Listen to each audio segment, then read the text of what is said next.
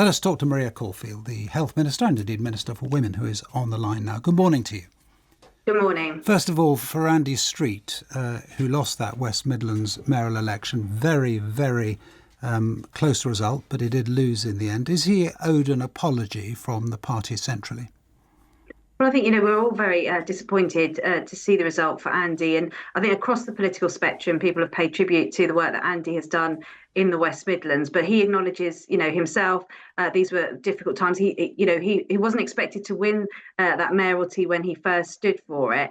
So it was always going to be a tight election. And the fact that he lost by just 0.8% just shows how tight that result was. So is he owed an apology? Well, I don't think he's owed an apology in the sense that, these are difficult times in all local elections. We lost some fantastic local councillors as well. But the results are less, the margin between us and Labour. The polls had a 20% gap going into these elections. And as you said in the introduction, it's, it materialised to between 7 to 9%. And in some elections, such as Andy's, it was even closer than that. That's the reality of politics, that when you go into politics, you face elections and sometimes there are disappointing results. Is that really the line this morning that you are taking, the Prime Minister's line, that these results suggest we're heading for a hung parliament with Labour as the largest party? Well, that's what the analysis by the experts is. They're not our analysis of the figures. And if you look at Blackpool South, for example, 13,000 people who voted for us in 2019 didn't go to Labour. They didn't go to Reform. They stayed at home. Labour actually had fewer votes in the by-election than they did at the last general election in that result. And so there is, a clear pattern there where people are not switching towards Labour. All right, they are staying at home and they want a reason to vote for Let's just look at what this is, though, that you and the Prime Minister are depending on. Number one, it's not a prediction, is it? It's a projection based on these results. In other words, if these results were replicated, this would be the result in a general election.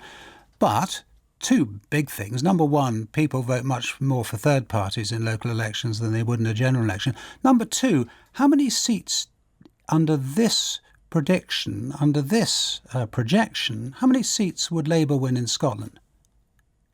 Well, what it shows is, and you are right. How many seats would Labour win in Scotland under the projection that the Prime Minister is depending on?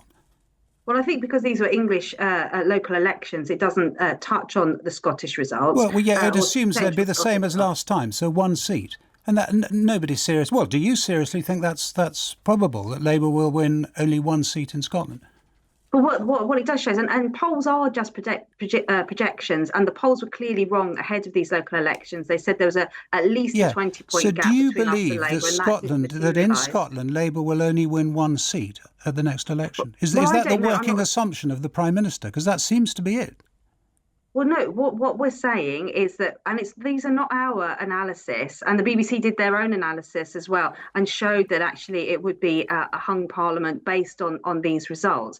But it also shows but that's the point, isn't it? Based on these results, but nobody is suggesting that these results would be replicated at a general election. The experts aren't suggesting it, and I put it to you that really the Prime Minister, if he is suggesting it to his own side, he's taking them for fools. Well, what we can see from these results, and it was consistent whether it was in local elections, police crime commissioner elections, the Blackpool South by-election, is that people are not switching to Labour. Labour did not get the results in places like Teesside or Harlow that they were expecting, even though they threw the kitchen sink at some of those. Our voters are tending at the moment to stay at home. They don't want a Labour government. And that is what, when the analysis is looking at this, is showing a projection. And so the polls that were saying that we'd be losing by about 20% did not materialise in London, did not materialise with Andy Street in the West Midlands. And we had some good results as well. Of the police crime commissioner elections, we won 19 out of 33. Okay. So with projections, there will be caveats around that. But actually, it does show that our voters are not switching to Labour. They want to come out and have a reason to vote for us. And that's why the Prime Minister is so focused on delivering those priorities that people say are so important to them, immigration, the NHS and the economy. Maria Caulfield, thank you very much.